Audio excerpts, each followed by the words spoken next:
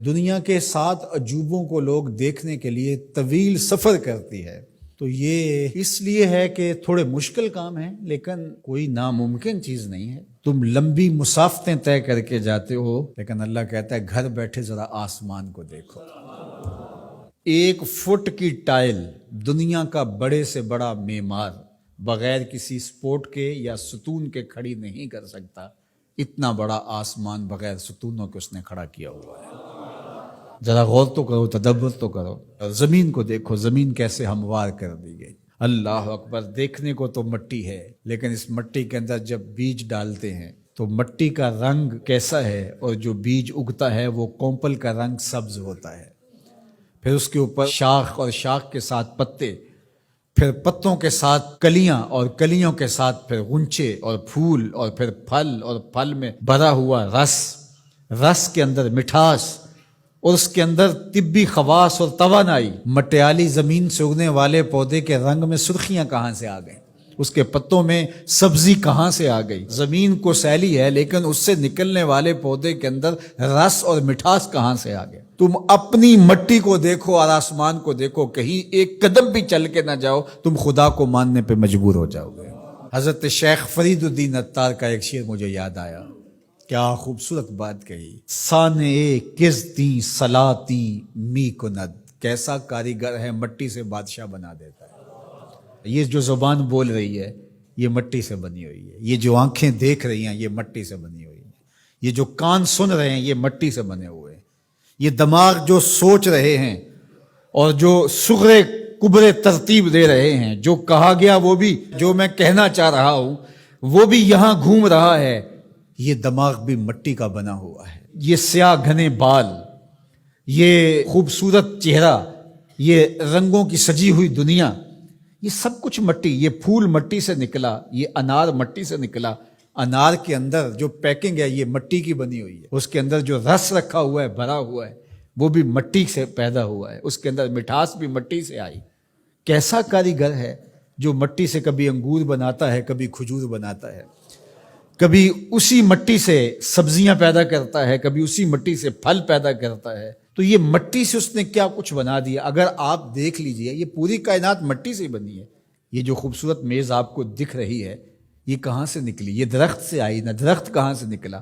یہ مٹی سے نکلا۔ یہ لوہا کہاں سے نکلا؟ یہ مٹی سے نکلا۔ یہ ستون کہاں سے آیا؟ مٹی سے۔ یہ قالین کہاں سے آیا؟ یہ جو کپاس اگتی ہے اور یہ کپڑے بنتے ہیں یہ کہاں سے آئے؟ آپ بولیں گے مٹی سے۔ اپنے عضو کو دیکھ لیجئے، یہ سب مٹی سے بنے ہیں۔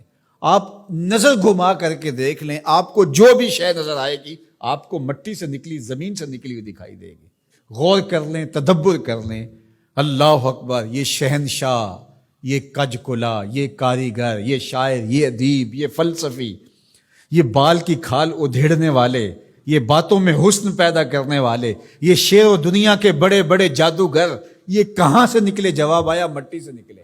واختلاف اللیل والنہار، دن اور راتوں کا بدلنا۔ اب سورج کی روشنی اتنی ہے کہ ماحول منور ہے، پھر دھیمی دھیمی تاروں کی چھاؤں ہوگی۔ کبھی دن آتا ہے، کبھی رات آتی ہے، کبھی صبح کا سپیدہ نمودار ہوتا ہے، کبھی شام کے دھندلکے ہوتے ہیں، کبھی کالی رات دبیز چادر اوڑے آ جاتی ہے، کبھی چٹا دن ہوتا ہے، کبھی گرم دھوپ ہوتی ہے، کبھی کڑکتی دوپہر ہوتی ہے، کبھی برستی بارش ہوتی ہے، کبھی گھر کے سرمئی بادل آ جاتے ہیں، کبھی کوسے قزا کی رنگینیاں ہوتی ہیں، کبھی دھنک کی شوخیاں ہوتی ہیں، کبھی بادلوں کی اوٹ سے جھانکتا ہوا چاند دکھائی دیتا ہے، کبھی سورج بادلوں کے پیچھے چھپتا نظر آتا ہے، کبھی درد غروب سے زرد لگتا ہے، کبھی سرخ ٹکیا سورج کی دکھائی دیتی ہے، کبھی اتنا روشن کہ دیکھا نہیں جا سکتا۔ چاند کبھی جوان ہوتا ہے، کبھی بدر تمام ہوتا ہے، کبھی کھجور کی خشک ٹہنی کی طرح ہوتا ہے، کبھی اتنا باریک ہوتا ہے کہ لوگ دور سے دیکھ رہے ہوتے ہیں، دکھائی نہیں دیتا۔ کیا رنگ ہیں، کیا جمال ہے، کیا کیفیت ہے۔ والفلک التی تجری فی البحر، اور کشتیاں جو سمندر میں تیر رہی ہیں۔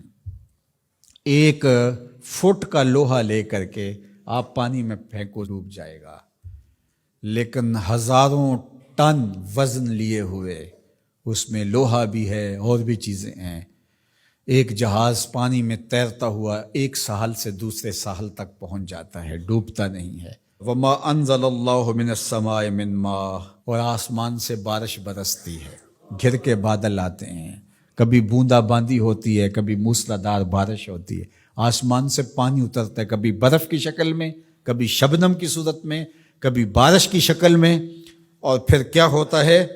فَأَحْيَا بِهِ الْأَرْضَ بَعْدَ مَوْتِهَا، زمین مری ہوتی ہے پھر زندگی آ جاتی ہے۔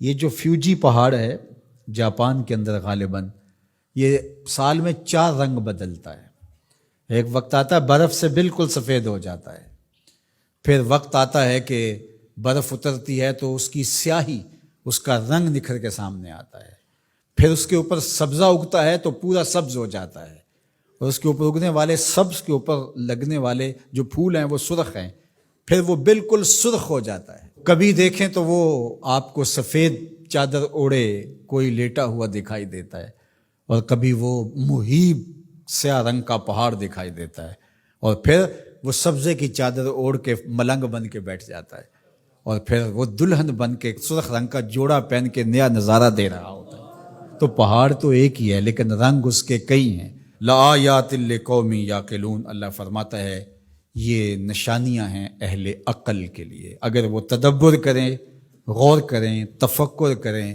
جب کوئل کی آواز آتی ہے تو اس کے لہجے کے اندر یہ درد کس نے رکھا ہے؟ جب بادل گھومتے ہیں اور پانی لے کر کے ٹنوں کے حساب سے گھوم رہے ہوتے ہیں تو یہ کس نے سہار رکھا ہے ان کو؟